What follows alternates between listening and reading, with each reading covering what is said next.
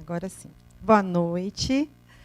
Espero que vocês estejam todos e todas muito bem. Agradecer a presença de vocês aqui, como bem nos lembrou a professora Rosane, a nossa última noite desse seminário tão importante, com temática tão essencial, tão necessária. Sempre foi e agora muito, né, necessária. Como a professora também lembrou, este seminário tem como foco a prevenção às violências no ambiente escolar, né? E nós temos aqui, hoje, um momento para falar do programa Residência Pedagógica, que abordou esse tema também, que a gente já vai explicar, o professor Valmir vai explanar para a gente, compartilhar junto com seus alunos de história daqui a pouquinho. Antes de passar a palavra para o professor Valmir e depois para os seus alunos, eu gostaria só de explicar rapidamente, ou, de repente, relembrar para aqueles que já conhecem, o que é o programa Residência Pedagógica. O programa Residência Pedagógica, ele é da CAPES. Ele tem como um dos seus objetivos, né, ele possibilita, ele fornece uma parceria, a possibilidade de uma parceria entre as instituições de ensino superior e as escolas de educação básica.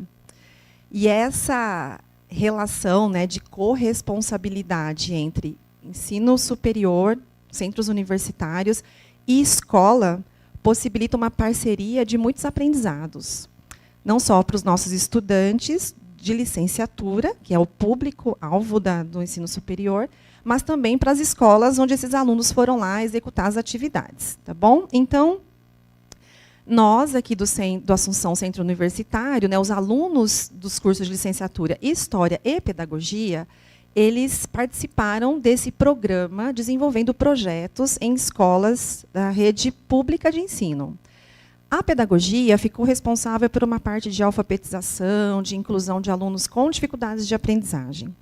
E o curso de História ficou incumbido, vamos dizer assim, de executar, desenvolver um projeto voltado para o tema violência, ou melhor, a prevenção da violência.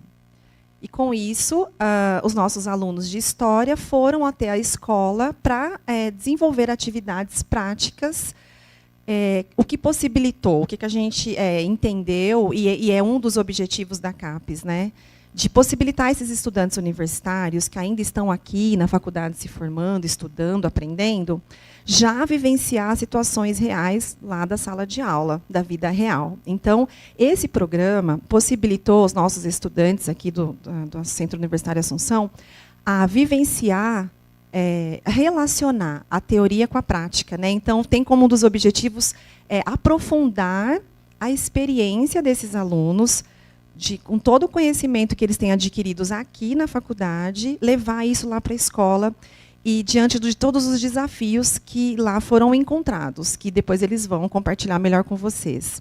E, claro, além de possibilitar, né, esse aperfeiçoamento dos nossos estudantes de licenciatura, a vivenciar essa experiência na prática, então, relacionar teoria e prática, claro, trouxe muitos impactos, tanto positivos para eles quanto para a escola, né? Porque a escola pôde vivenciar reflexões importantes que os alunos levaram para lá, tá bom? Esses alunos, é importante lembrar que houve, né, um subsídio financeiro para esses alunos. Então, os nossos alunos de pedagogia e de história foram para a escola com uma ajuda financeira, uma bolsa, para que eles pudessem, durante um período determinado de tempo, ir para a escola e, com isso, executar as atividades lá. Dito isso, eu passo, então, a palavra para o professor Valmir, porque ele vai detalhar agora como é que esse projeto de prevenção à violência foi pensado, realizado, executado, monitorado por ele na escola. E depois a gente vai ouvir aí os protagonistas, que são os alunos executores desse projeto, né, Valmir? Passo a palavra, então, ao professor Valmir.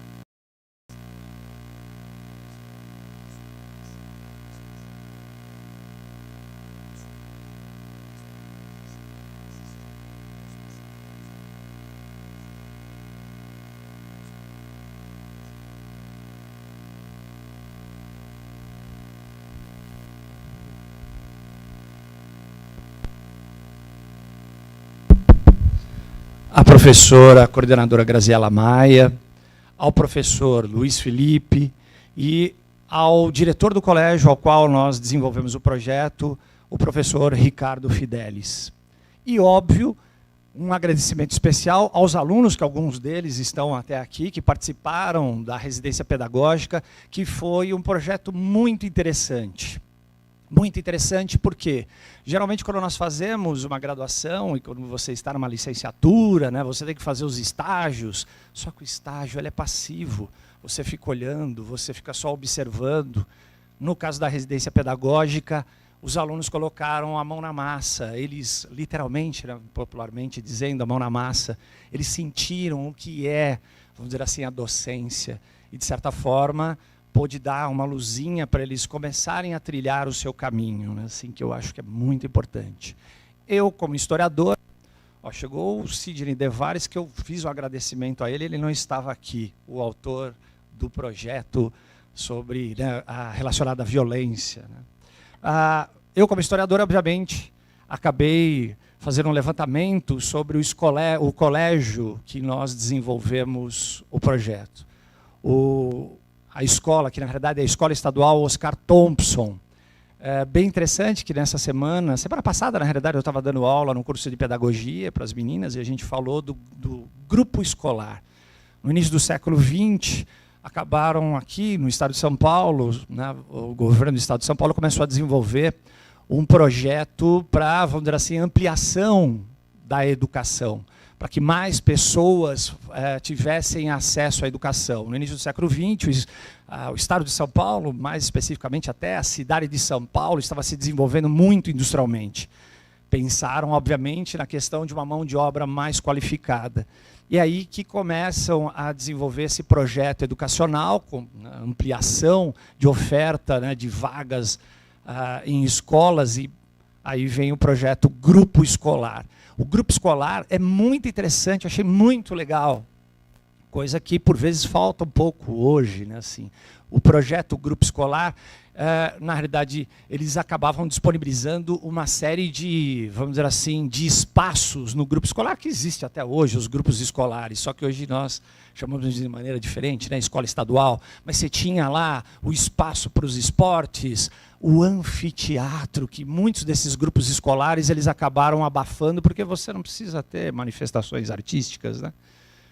Então acabou, muitos anfiteatros hoje nem existem mais nesses grupos escolares, mas o espaço de esporte, o anfiteatro, as salas um pouco mais amplas e bem arejadas, esse projeto Grupo Escolar, ele acabou depois se espalhando pelo Brasil, mas foi um projeto muito interessante. Por que eu estou falando isso? Porque a Escola Estadual Oscar Thompson foi um grupo escolar, ela foi fundada em 1908, se chamava na realidade Grupo Escolar Cambuci. Fica no Cambuci, fica na Avenida Lins e Vasconcelos, número 600. Hoje se chama Escola Estadual Oscar Thompson. Oscar Thompson foi, vamos dizer assim, ele acabou entrando para a política também, mas o Oscar Thompson ele foi ligado muito à área educacional. E ele colaborou muito para a área educacional dentro do estado, principalmente do estado de São Paulo. Seu filho foi ministro, né, que é o Oscar Thompson Júnior, foi ministro no governo do general Castelo Branco. O colégio, então, foi fundado em 1908, e em 1939 é que ele passou a se chamar Oscar Thompson. Antes ele era Grupo Escolar Cambuci.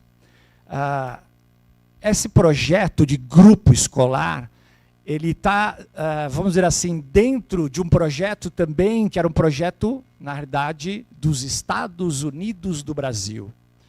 Havia pouco tempo sido proclamada a República no Brasil, então eles precisavam fazer algumas difusões de alguns pensamentos, né, assim, de um ideário patriótico, com o fim de formar um novo homem, um homem civilizado, disciplinado e ordeiro, que pudesse contribuir com o progresso do país. Por isso, os grupos escolares, lá no início do século XX. Eu só trouxe um pouquinho disso justamente por causa da história da educação, né, que ela é muito interessante dentro do Brasil, né, assim, a gente por vezes tinha que abordar um pouquinho mais. Como eu falei para vocês, o grupo escolar, a ideia no primeiro momento era muito interessante por causa desses espaços que eram disponibilizados, né, assim. Hoje, passadas muitas décadas, muitos desses grupos escolares estão lá, a parte estrutural, né, mas, como eu falei, abafaram algumas áreas que deveriam ter muito mais, vamos dizer assim, abertura, principalmente as artes, os esportes ficaram, de certa forma, nos colégios de Estado abafados também, né, assim, mas... Né, voltando agora e falando mais especificamente da residência pedagógica, quem acabou, vamos dizer assim, conseguindo fazer, vamos dizer assim, uma associação com o colégio, na realidade a Escola Estadual Oscar Thompson, fui eu que consegui fazer essa associação, fazer nessa, vamos dizer assim, essa parceria. Por que eu estou falando isso?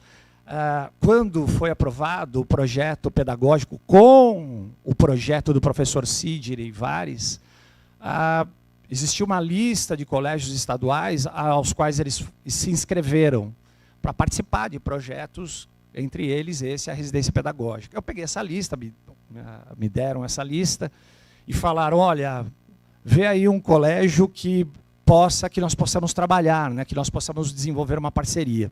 Por que eu estou falando isso? Até uma coisa interessante.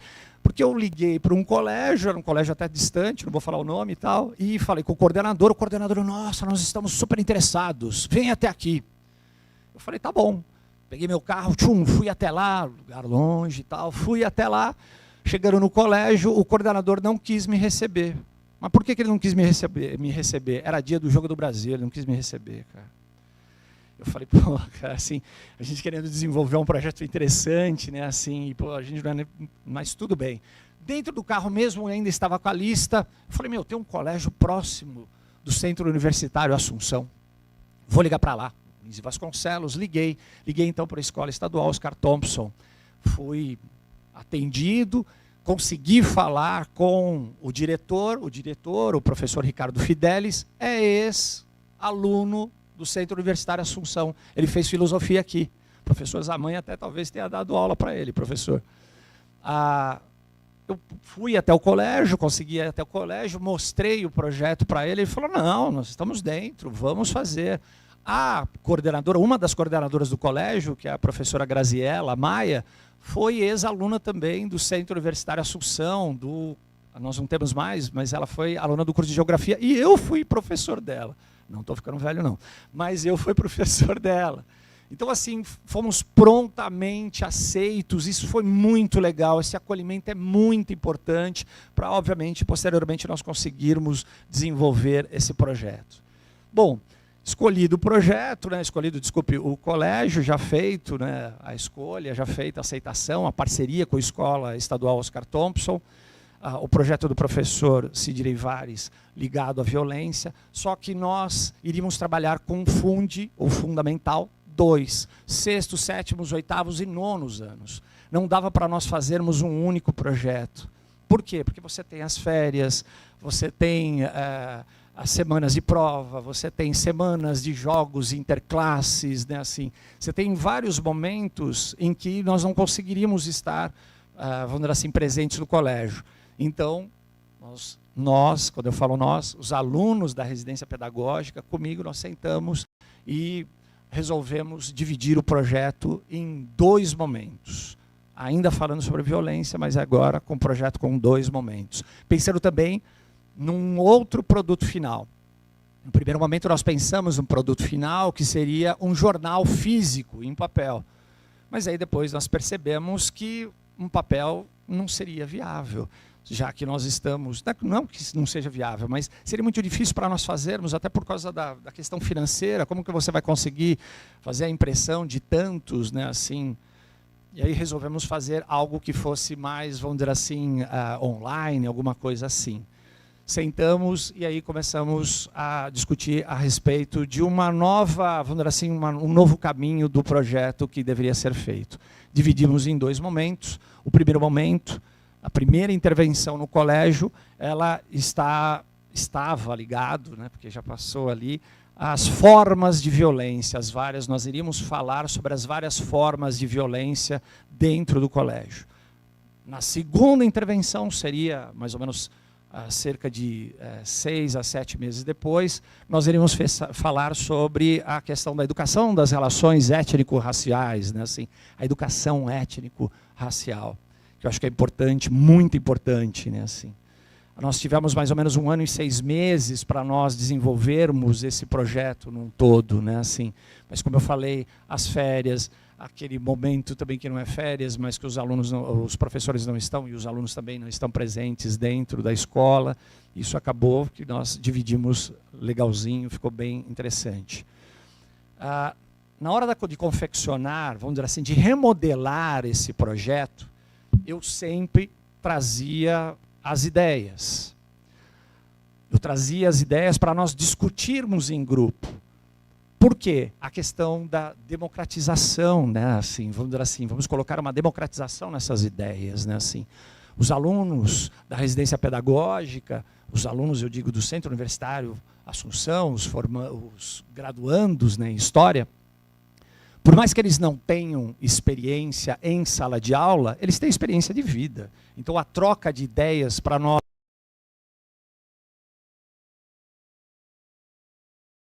podermos, vamos dizer assim, lapidar o projeto, foi um debate e um replanejamento, era também fazer com que os alunos, os graduandos em História, da residência pedagógica, com que eles, vamos dizer assim, se engajassem mais no projeto. Por quê? Se ele dá uma ideia, a ideia é boa, e a ideia dele, desse aluno, acaba sendo, vamos dizer assim, absorvida e vai fazer parte do projeto, esse aluno quer ver se verdadeiramente vai funcionar. Então ele se engaja no projeto. A minha ideia foi mais essa, né, assim.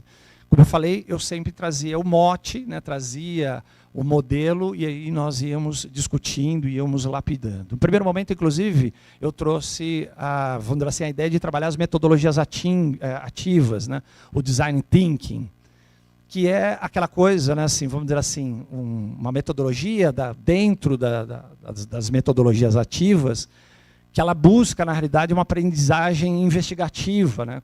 A ideia de trabalhar de forma colaborativa, que é o que nós estávamos fazendo. E, obviamente, desenvolver uma empatia. Nesse modelo, o estudante, ele participa como formador de conhecimento e não apenas como receptor de informações.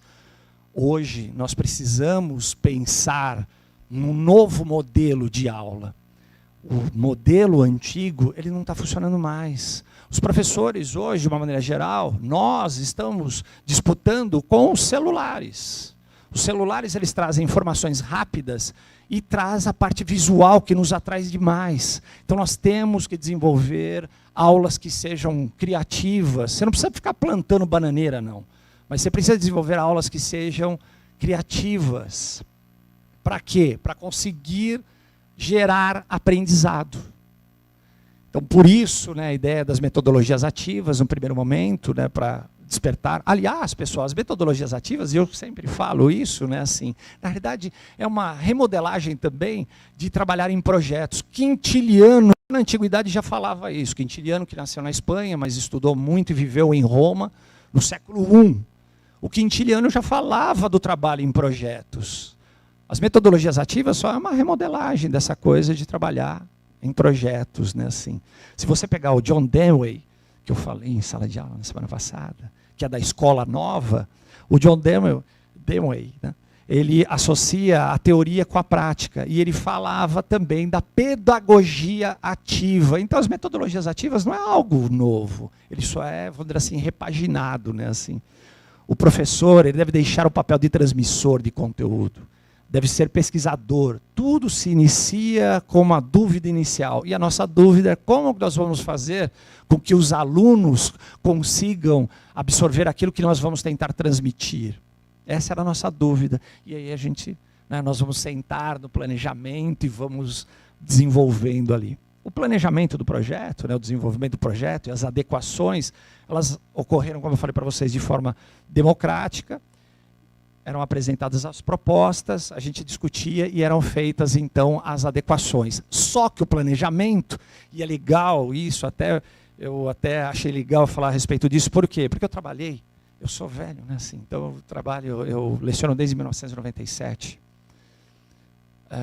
E dei aula em muitos colégios, e eu gosto de dar aula até hoje no ensino básico, porque você percebe as mudanças de linguagem dos alunos. Quando você está no ensino superior, por vezes você já pega eles com essa linguagem já pronta, e vocês, por vezes, a gente por vezes não entende. Quando você está lá no ensino básico, você vai percebendo as mudanças sociais, as linguagens, isso é muito legal.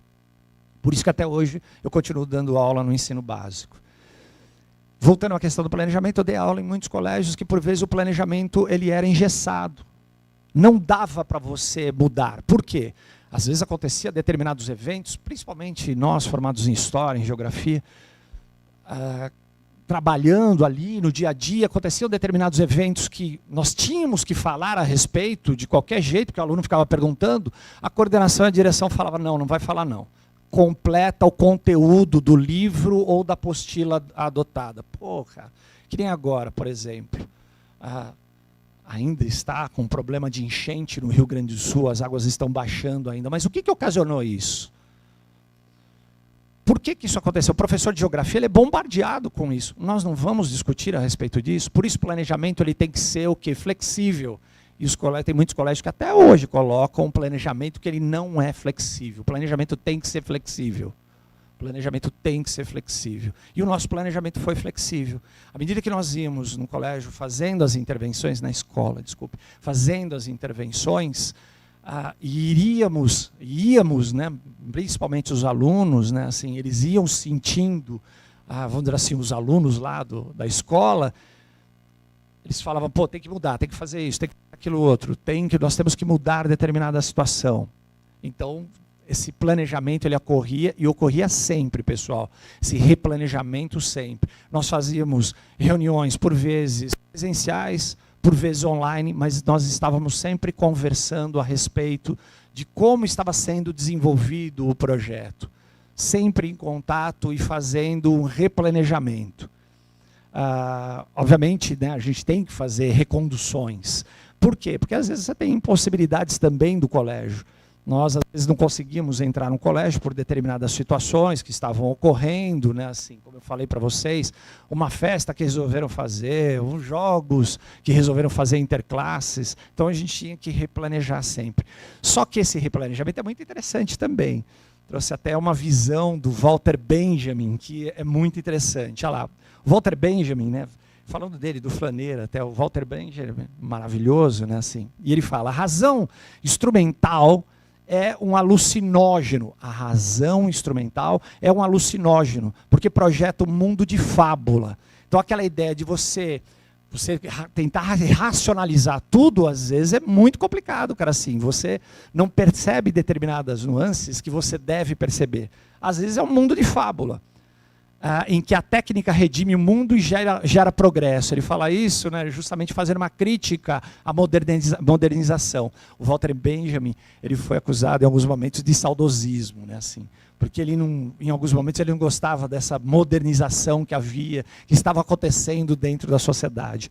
E essa coisa de um planejamento muito racional não é tão interessante assim.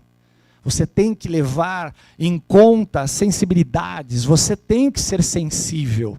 Tem um texto do Edgar Morin, que eu acho que já citei em vários momentos, a escuta sensível. Você tem que ver, você tem que olhar o aluno além da sala de aula. Se o aluno ele não está conseguindo ter uma aprendizagem que seja satisfatória, você tem que chegar próximo e descobrir por que isso não está acontecendo. Você tem que se aproximar de alguma forma.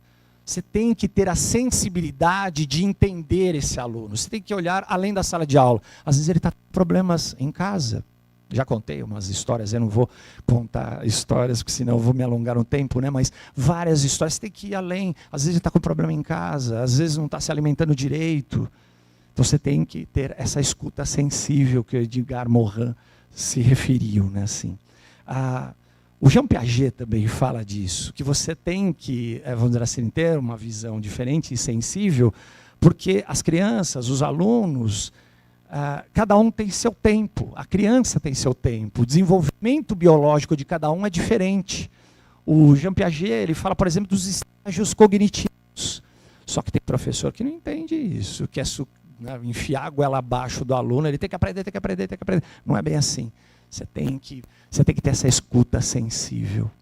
Então, nós pensamos, durante o planejamento, nós pensamos muito nisso. Sempre nós estávamos pensando nisso. A questão do ensino, a aprendizagem, que eu falei para vocês, ela é importantíssima. Essas duas palavras, elas não conseguem se dissociar. O ensino, a aprendizagem. Uma é consequência da outra. Se da forma que você está trabalhando, você não está conseguindo gerar aprendizagem, você tem que buscar outras fórmulas. Você tem que buscar outras fórmulas.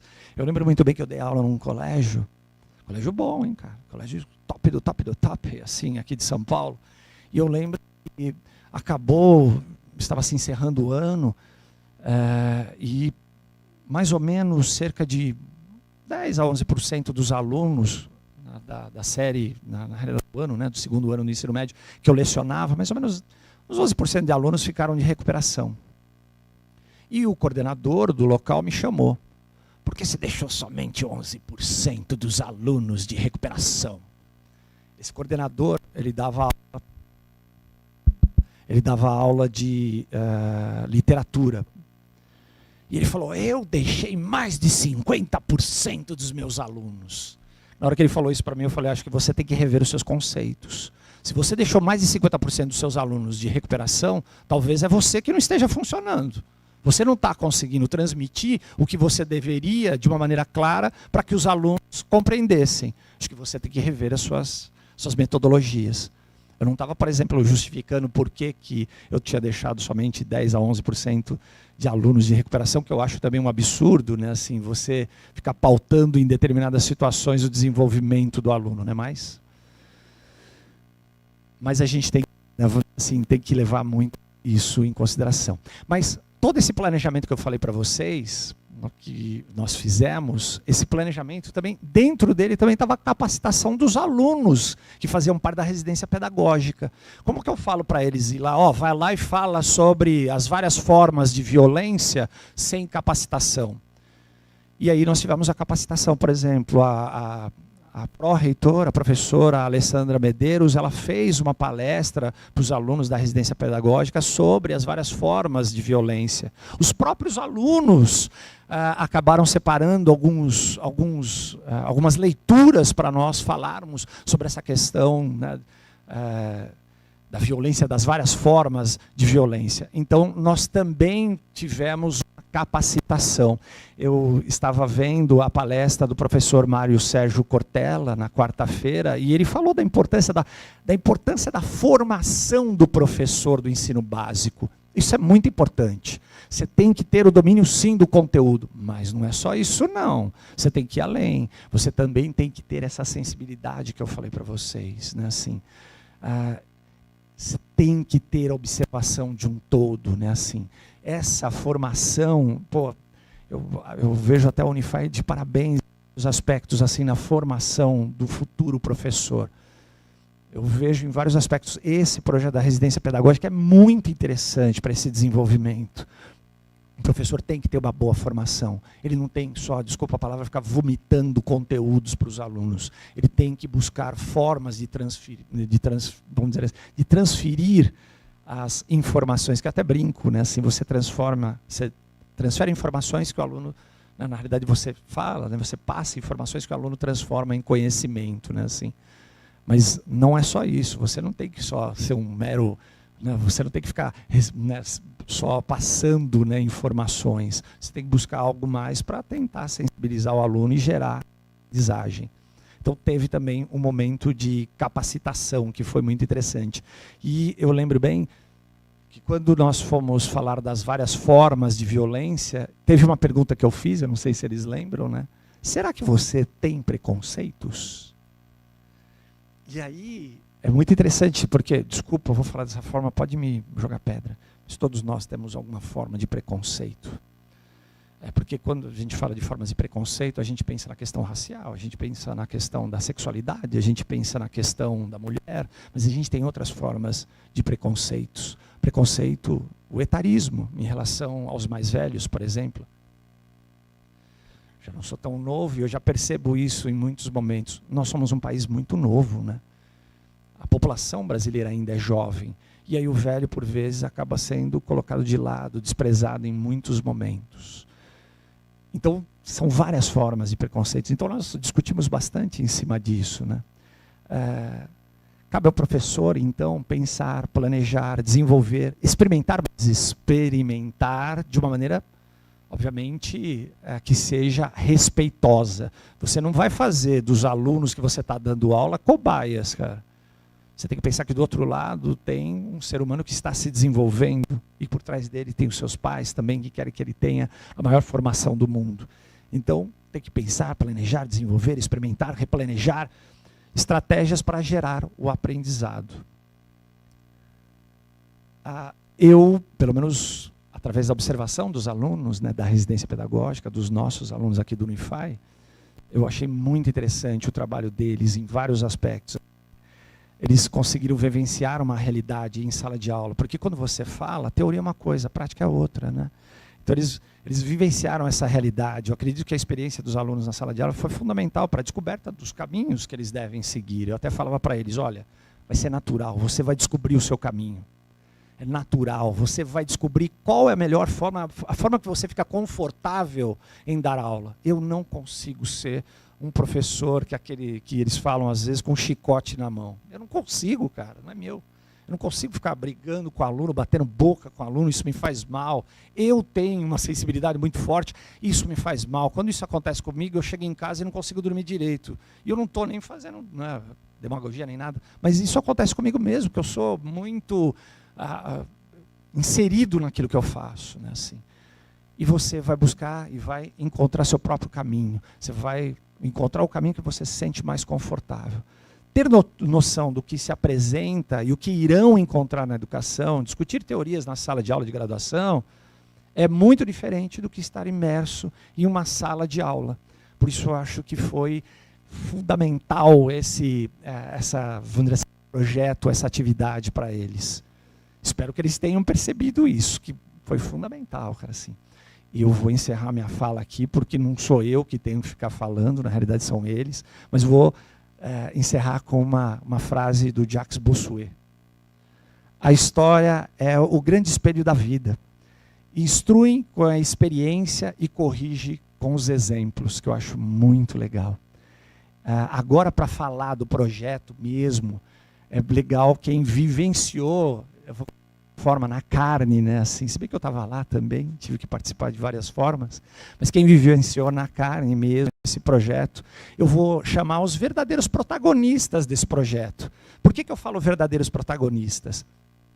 Porque os protagonistas, na realidade, sempre são os alunos, só que aqui nós temos, vamos dizer assim, 3 prateleiras, né? Era eu, os alunos da graduação e os alunos da escola Oscar Thompson. Eles também eram protagonistas. Mas os verdadeiros protagonistas são os alunos aqui de graduação de História do Centro Universitário Assunção.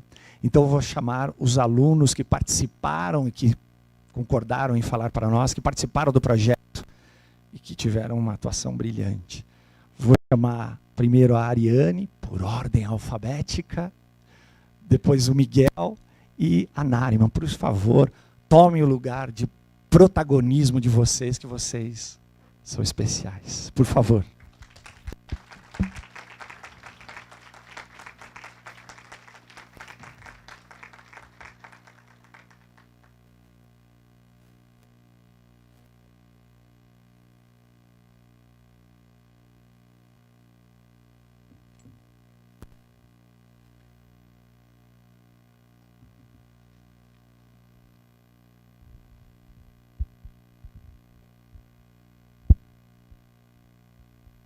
Boa noite.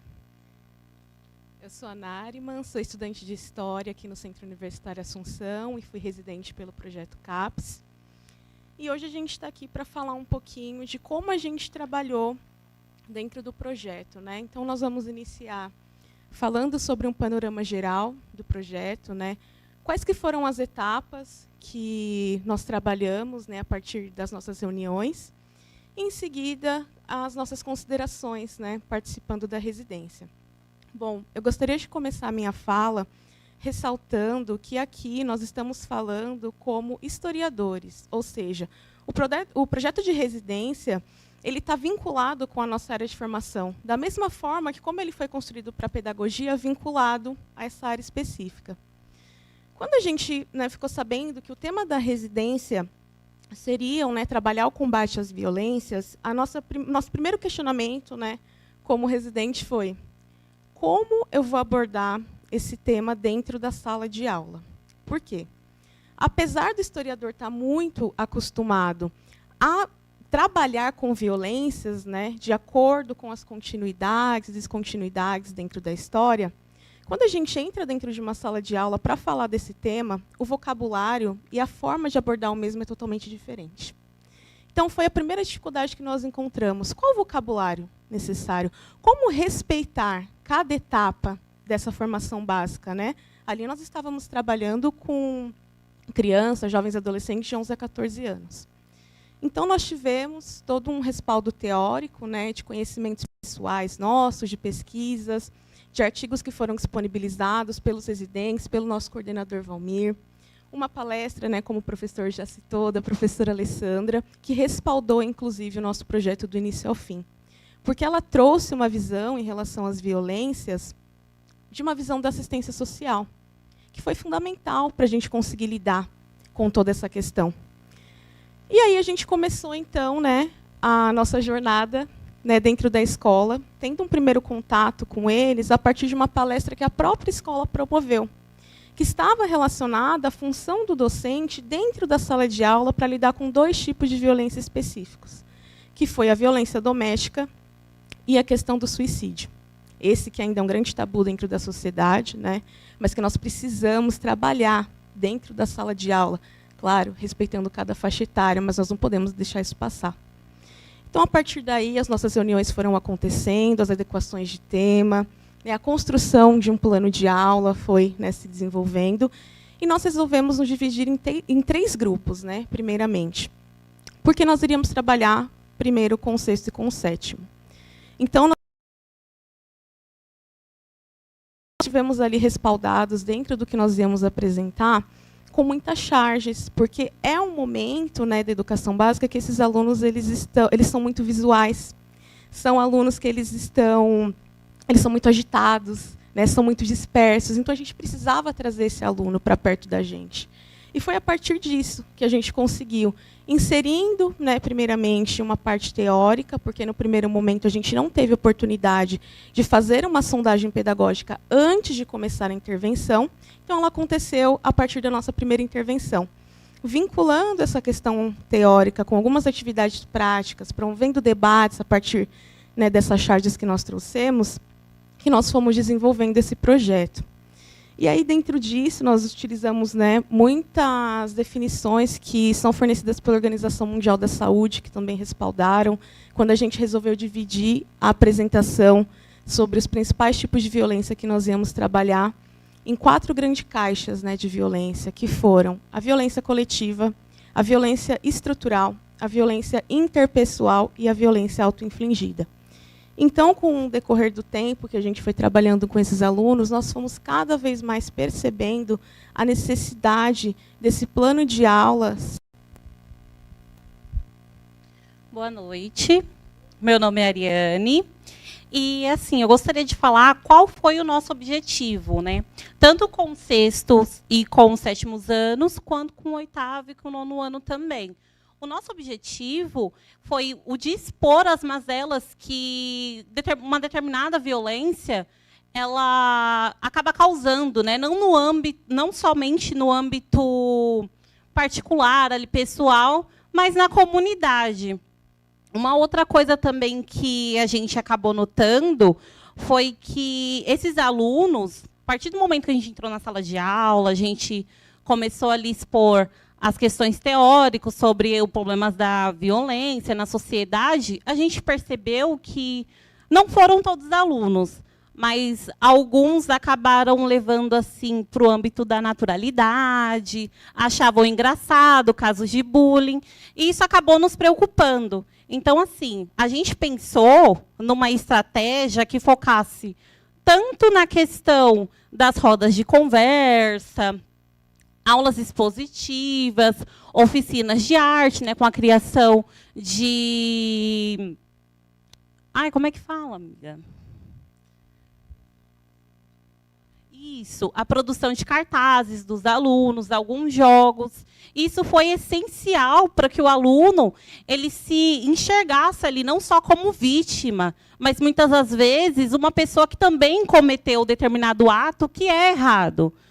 Então, assim, após os processos de intervenção, relato dos alunos, uma outra coisa também que a gente percebeu foi que uma determinada ação que o aluno tinha dentro da sala de aula, ela acontecia de forma naturalizada dentro do seu âmbito familiar. Então, assim, sua relação com os pais pesavam, com os irmãos, né, questão do bullying, agressão, com os próprios amigos. E eles acabavam levando toda essa problemática dentro da sala de aula. Alguns alunos, eles acabavam transpassando isso de forma evidente. A gente acabou presenciando alguns casos de bullying, racismo dentro da sala de aula. E outro a gente já conseguiu perceber através da intervenção da violência autoinfligida. Estava assim, um calor de 29 graus, 2 horas da tarde, e um aluno com uma jaqueta, sabe? Excluído, assim, bem no canto. E uma crítica que a gente gostaria até de fazer em relação a isso, para a gente parar para pensar, nós, futuros professores, e professores que atuam na rede pública, o quão importante é a gente abordar questões de suicídio com os alunos, a questão da depressão, porque a gente entende, o professor ele acaba lidando com alunos assim, com a quantidade exorbitante, 45, até 50 alunos dentro de uma sala de aula. Mas a necessidade de a gente abordar essas questões através da empatia, do se colocar no lugar do outro com os alunos, foram essenciais. A gente acabou percebendo que eles foram se aproximando muito mais. Alguns alunos que estavam passando por um processo deprimido, eles acabavam escrevendo cartas e dando para a gente. A gente fez um acordo com esses alunos da gente não expor eles, então ficou com a gente expôs para o professor, para a coordenação da escola, para que uma medida mais adequada fosse tomada ali, né, naquele ambiente. Bom, dentro de todo esse processo, então, a gente foi começando a perceber como a conscientização em relação ao combate à violência, ela realmente foi sendo efetiva. Porque, logo após essa parte teórica, né, que o nosso grupo ficou responsável, os outros 2 grupos começaram a trabalhar a parte prática, né, que foi a construção de cartazes, de desenhos relacionados ao combate à violência, né, que, de acordo com como a gente foi trabalhando com eles ao longo dos meses, nós percebemos que a principal demanda desses 2 anos era o racismo e o bullying.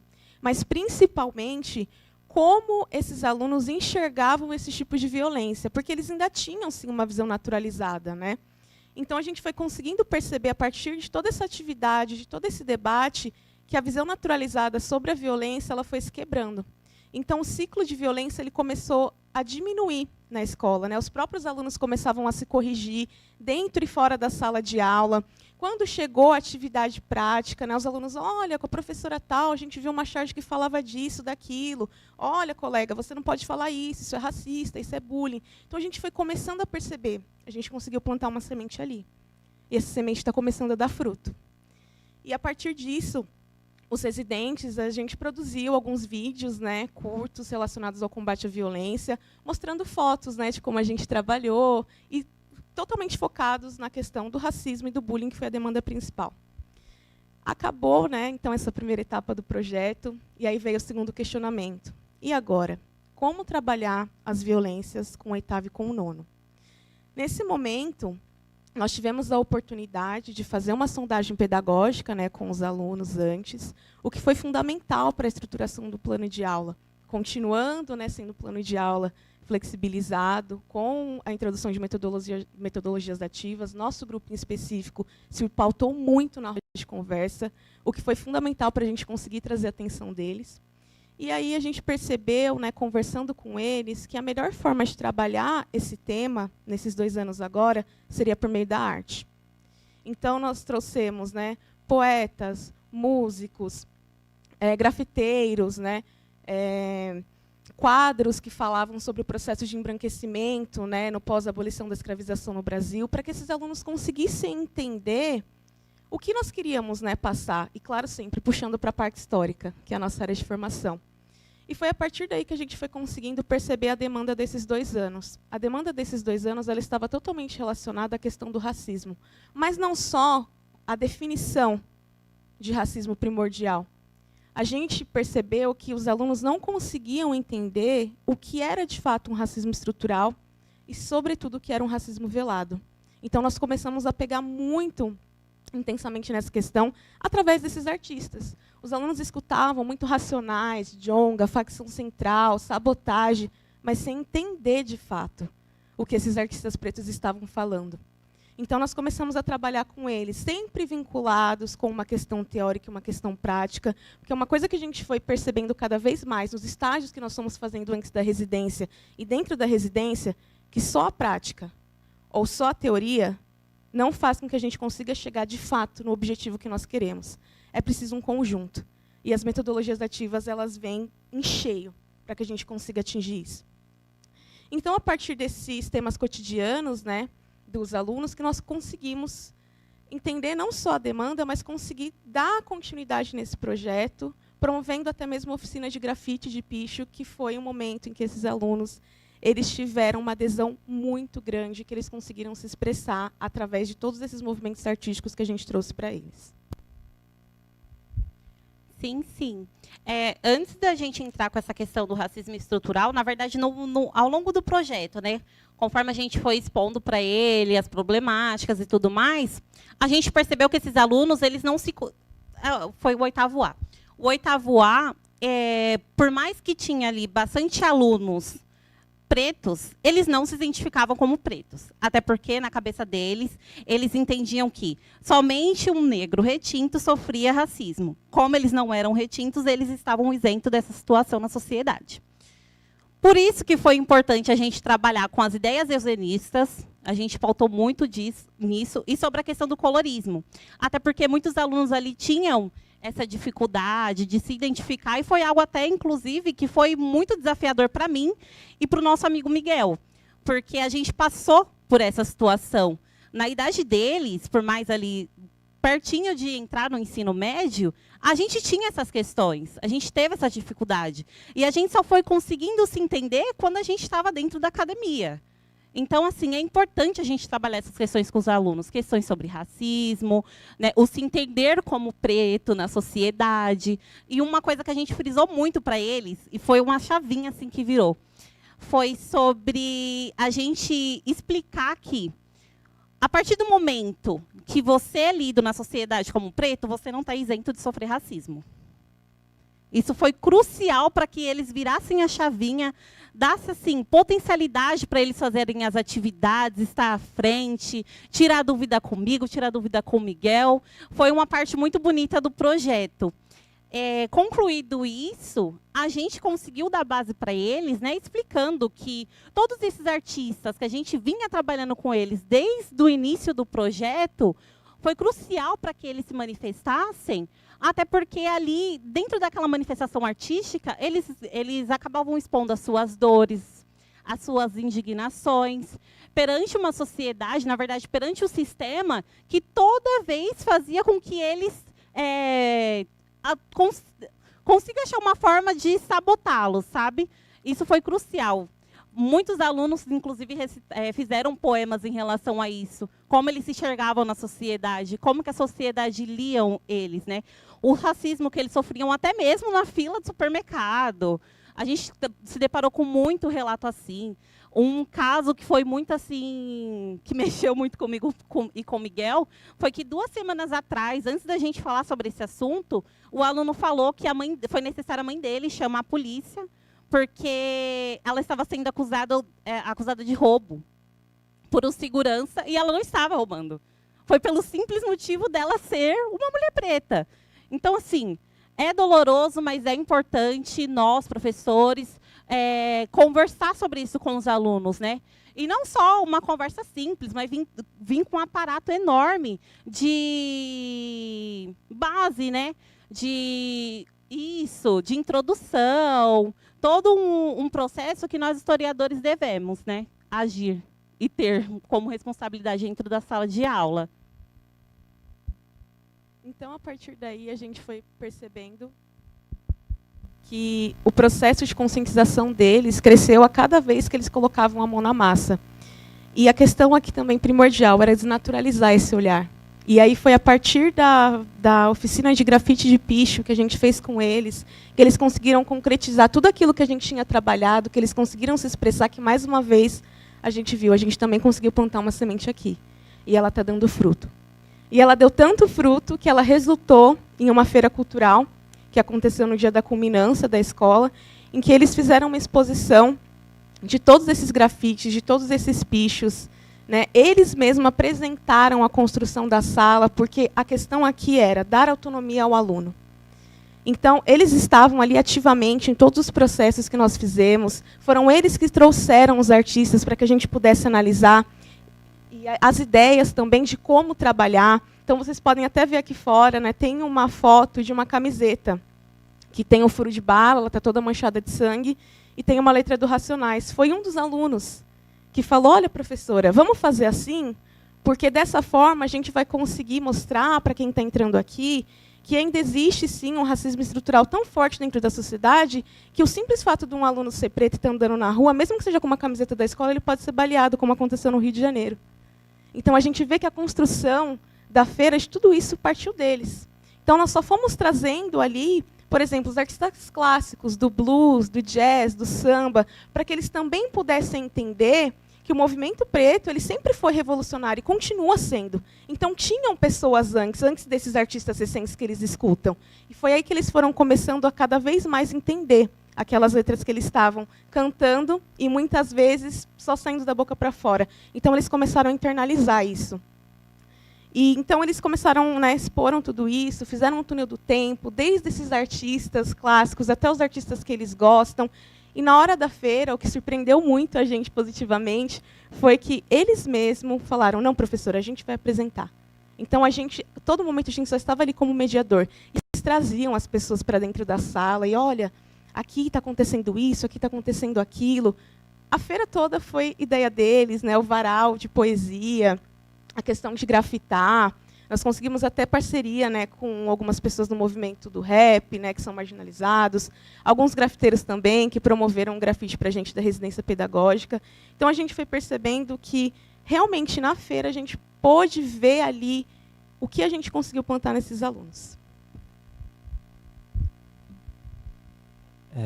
Bom, gente, boa noite.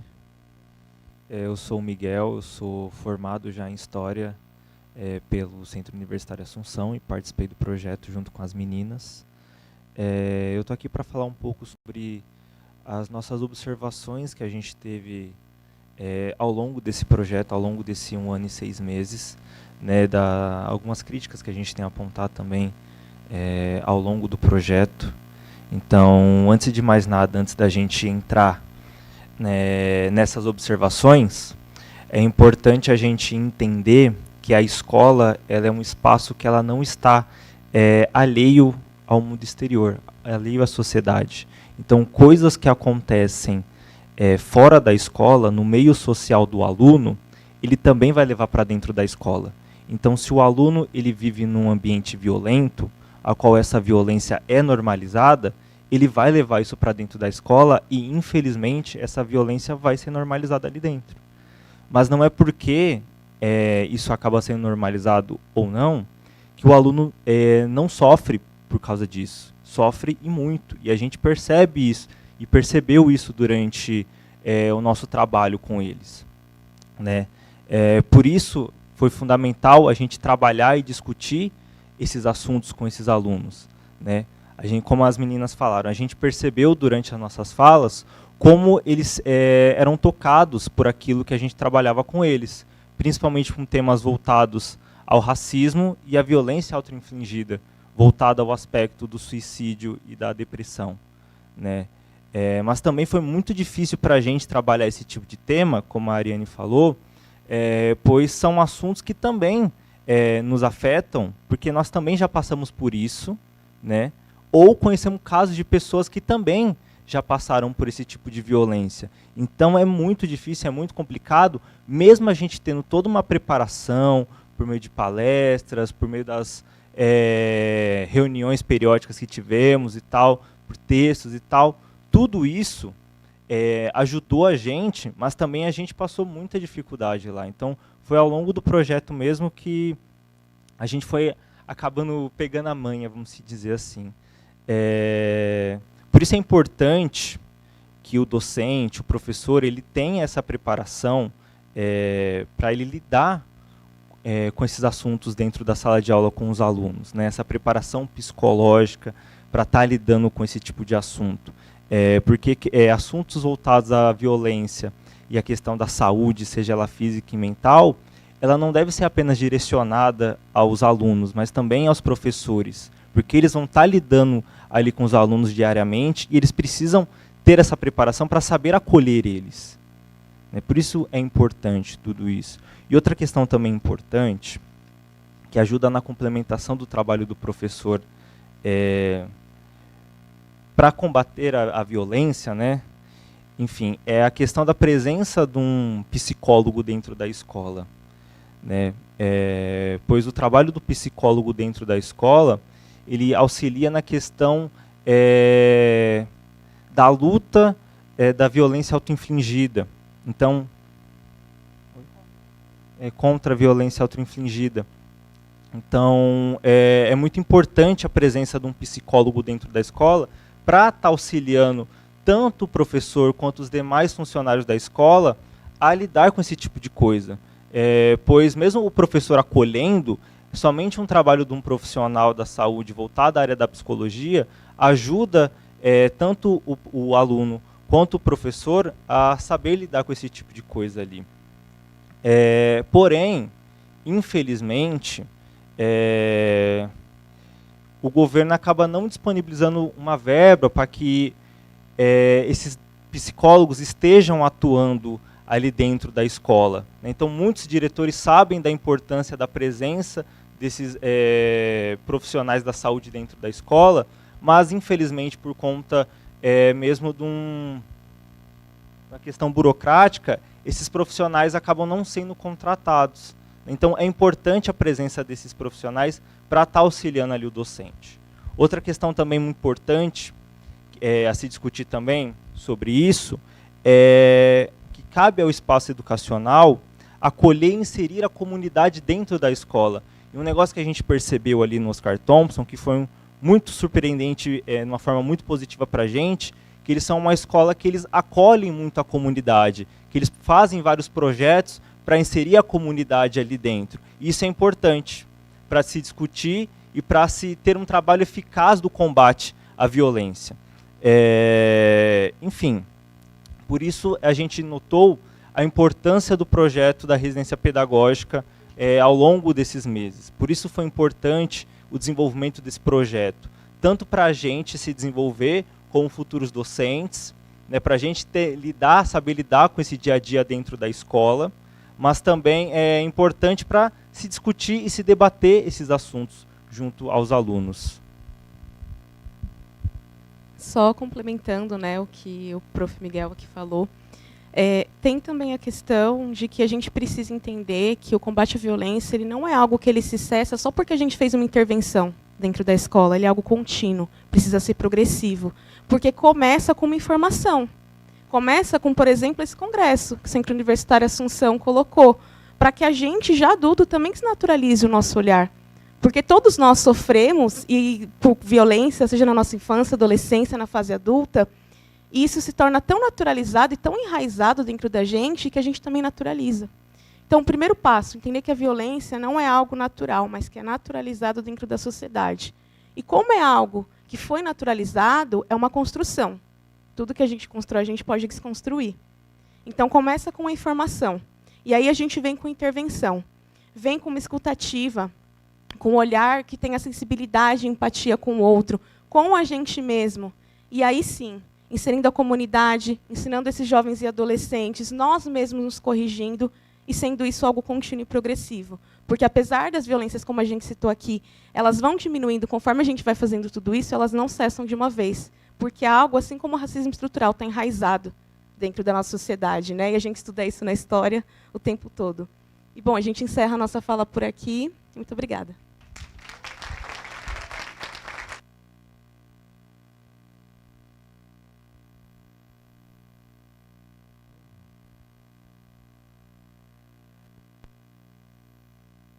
Vocês têm que bater mais palma para eles, povo. É pouco. Eles fizeram um baita trabalho no colégio, foi muito legal, foi top. Esse programa, residência pedagógica, ele deveria se estender muito mais. Eles fizeram um baita projeto legal. A gente vai abrir rapidinho, pessoal, para perguntas, assim, né, mas bem rapidinho. Já tem perguntas aí, é isso? Você quer fazer? Não, não é minha. A letra não é minha, não. Ó, como essa rotina de aula toda, né, esquematizada, presença aí de conteúdo, como foi a efetiva realização desse projeto e o resultado, sobretudo no âmbito do ensino de história, né, isso de forma subjetiva na formação de vocês. E como conceitos como gatilho, lugar de fala, como isso afetou a abordagem e o que foi necessário que vocês fizessem para driblar essa situação?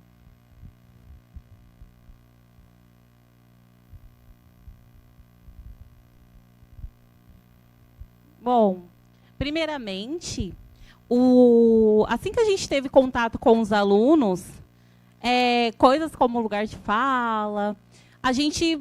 Logo de primeira, a gente não teve essa dificuldade, a gente não enfrentou essa dificuldade na sala, até porque, desde o primeiro momento, a gente falou que era um ambiente para se debater, iria contar com a participação de todos.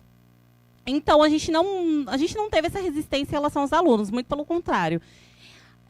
Chegou um determinado momento, até, que eles chegavam para a gente e falavam, ó, professora, tal aluno ali está comentando racismo ali fora. Eu já logo falei que não pode, e eu lembrei de tudo que vocês falaram, viu?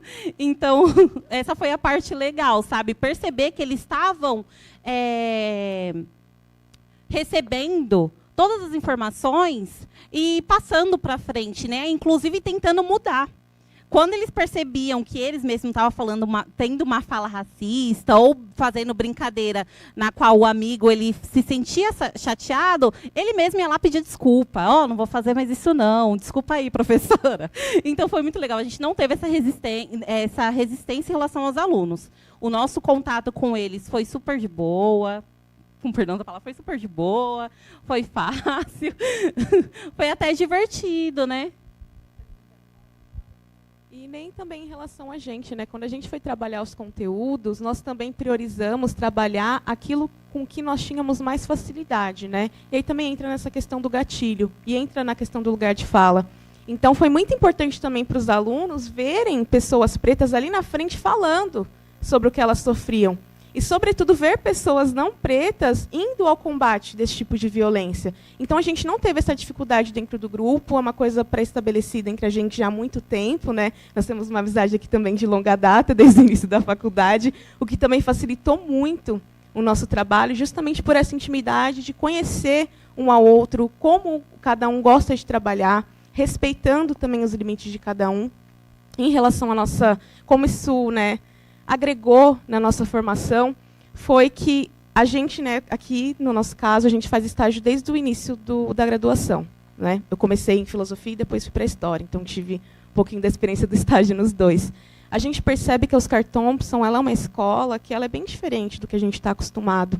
Não só pela questão do acolhimento que a gente teve desde o início, né, os nossos tutores, né, no nosso caso foi o professor Luiz Felipe, né, enfim, nos acolheu de braços abertos do início ao fim, temos contato até hoje. A escola nos acolheu muito bem, a escola acolheu a comunidade. Então, ali nós realmente nos sentimos parte dentro da escola, o que também facilitou muito.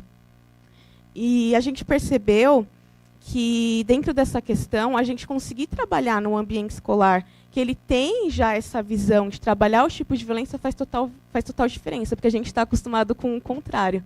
A gente está acostumado com a própria escola naturalizar isso. Uma coisa interessante a se falar sobre a questão dos alunos é que no final do projeto a gente entrevistou alguns dos alunos que participaram, né? E eles deram a visão deles de como foi participar. E foi um respaldo muito interessante, muito positivo, porque eles gostaram muito de participar e um desses alunos também, ele participa de batalhas de rima. E aí ele chegou a comentar nessas entrevistas, né, que muitas das coisas que a gente trabalhou com eles durante a residência foi muito legal porque ajudou ele a ganhar muitas batalhas. Então, teve um respaldo muito positivo. Alô? Teve um respaldo muito positivo, né? Essa participação dos alunos, eles gostaram bastante. Povo, perguntas? Só escrita? Então nós vamos encerrar. Só que eu gostaria que vocês batessem palma mais uma vez para eles. Eles foram muito legais. Obrigado pela presença, povo. Valeu. Segura aí que tem mais palestras ali. Obrigado, viu? Obrigado. Parabéns para vocês pela fala. Obrigado, povo. Tchau, tchau.